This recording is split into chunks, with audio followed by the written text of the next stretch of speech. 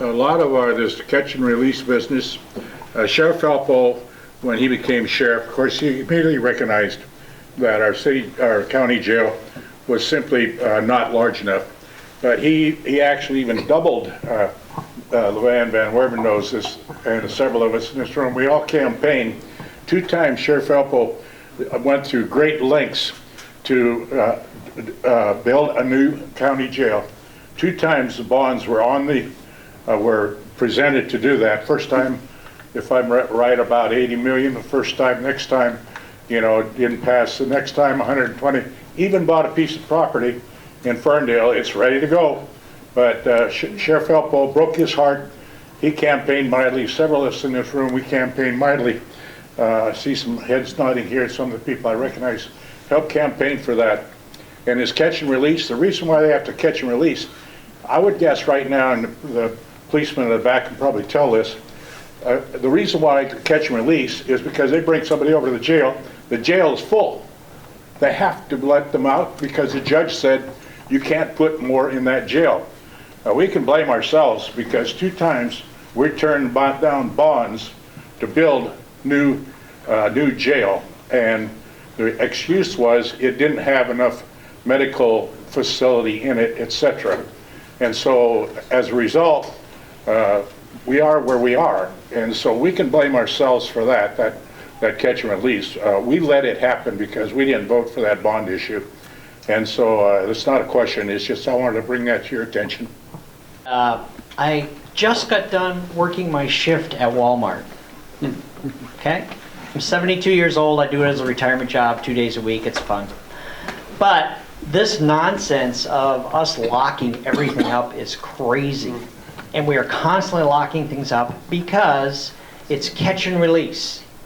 And when is our government going to stand up and say, hey, if you create a crime, you're going to go to jail and we're going to throw the key away or whatever we're going to do. But this catch and release stuff is nonsense.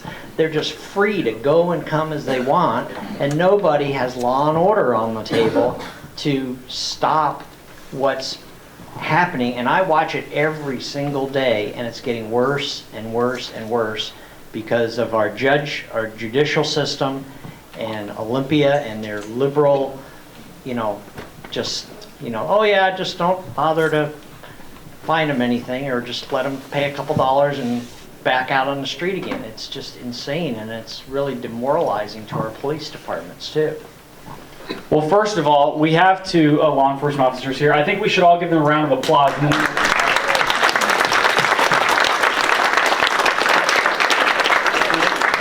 And I know they're not here for that or to hear that, but I mean, one of the frustrations that you've brought up, I talked to a police officer in Everson who said the time that it would take to arrest a suspect, bring them to the jail, and then drive back to Everson, by the time those police officers are back in Everson, that suspect has already been released, likely, and is already back in Bellingham.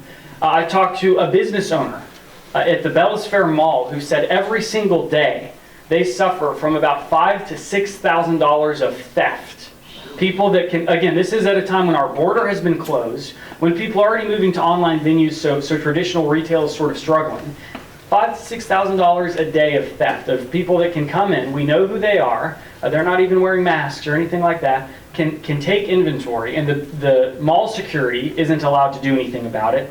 And the Bellingham police is not allowed to do anything about it unless there's some sort of physical altercation that goes on. I mean, that is no way to incentivize people to come to our state. It's no way to create economic growth in our state, but it is a huge concern. And it's a concern not just when it comes to economics in Whatcom County, it's a safety concern, both for our law enforcement that haven't been given the tools they need because of bad legislation from the legislature, but it's also that reminder that each one of us in our moment of maximum danger would like to think that we would have the courage and the heroism to risk our lives for our loved ones. But we expect our law enforcement officials to be willing to do that every single day, to risk their lives for a stranger, even for somebody who may not like them. That's an incredible task, and it's something that every day when they put on that badge, they know about the risks that they are taking, and they're willing to do it anyways. Which is why I believe we, as the legislature and we as citizens, have an obligation to make sure that when we send our law enforcement out onto the line of duty, we equip them with the tools that they need to do their job, to protect themselves and to protect the public. And the catch and release policy, the lack of a sustainable jail, and the inability to engage in vehicular pursuits, those are all real issues that are affecting our communities. And again, it's why Bellingham is leading the country right now when it comes to our crime. There's a cause and there's an effect, and the cause goes mainly to bad legislation that got passed in 2021. So thank you for everything that you do. And it's again a reminder that if you see a law enforcement official, thank them for what they do, because we have an obligation again to support them. And I think each one of those law enforcement officials would tell you, if you talk to them, that of course there needs to be accountability in the system, but we've swung so far that again we've handcuffed, ironically enough, our police officers from being able to do their job, and that's not going to move our county or our state forward. I wondered if you would address some changes that might, or some lessons learned from the mandates the governor put on during COVID. I think there are, almost everybody knows, especially in Lynden, that with the conservative bent that we have here, is that people, those decisions devastated people's lives on the conservative side. So are there any lessons learned? It seems like it's all like gone. And hopefully, you know, there are some that things like this won't happen again. Patty, you said? Yes. Well, Patty, you're right that even though it feels like the mandates and things like that are ending, we can't forget what's happened over these past 2 years.